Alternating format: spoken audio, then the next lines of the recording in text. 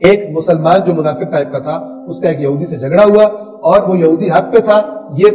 غلط تھا۔ اب اس یہودی نے کہا آؤ تمہارے رسول سے فیصلہ کرواتے ہیں، ٹھیک ہے، چونکہ وہ حق پہ تھا، اس کو نظر آ رہا تھا حق کہاں سے مل رہا ہے، اندر گواہی دے دیتے۔ یہ منافق چونکہ باطل پہ تھا، اس نے کہا نہیں تمہارے فلان عالم سے فیصلہ کرواتے ہیں، کیونکہ پتا تھا وہ رشوت لے کے فیصلے تبدیل کر دیتے۔ اب یہ لوگ کہ جو تنازع کی صورت میں اللہ اور رسول کی طرف رجوع نہیں کرتے بلکہ اور جگہ سے فیصلہ کروانا چاہتے ہیں، اب ان کے بارے میں بیان کیا جا رہا ہے۔ اور یہ کوئی بھی آج بھی اگر کوئی جھگڑا ہو جائے اور شریعت اسلام سے ہٹ کر کسی اور قانون کے مطابق فیصلہ کیا جائے تو وہ فیصلہ قرآن کی نظروں میں کیا ہوگا، آپ توجہ فرما لیں۔ کیا آپ نے ان لوگوں کو نہیں دیکھا جو دعویٰ تو یہ کرتے ہیں کہ جو کتاب آپ پر نازل ہوئی ہے یعنی رسول اللہ پر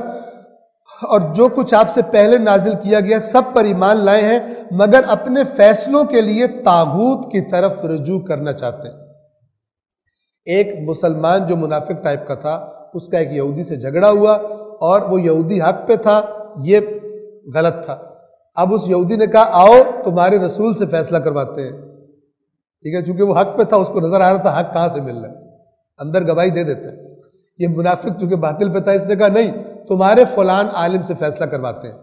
کیونکہ پتا تھا وہ رشوت لے کے فیصلے تبدیل کر دیتے، جس کو جہاں سے اپنا حق ملنا ہے وہ ادھر رجوع کرتا ہے۔ توجہ فرما رہے ہیں؟ تو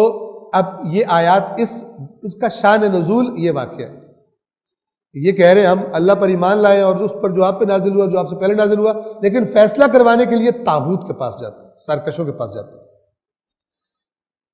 حالانکہ انہیں طاغوت کا کفر انکار کرنے کا حکم دیا گیا تھا اور شیطان انہیں گمراہ کر کے راہ حق سے دور لے جانا چاہتا ہے۔ اور جب ان سے کہا جاتا ہے کہ جو حکم اللہ نے نازل فرمایا ہے اس کی طرف اور رسول کی طرف آ جاؤ، یعنی رسول ہی وہ حکم کے مطابق فیصلہ کریں گے،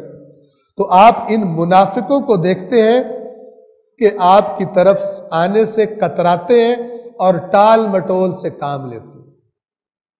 ایک منافقت کی یہ علامت ہے کہ اللہ کے قانون سے ہٹ کر کسی اور قانون کے مطابق فیصلہ کروانا۔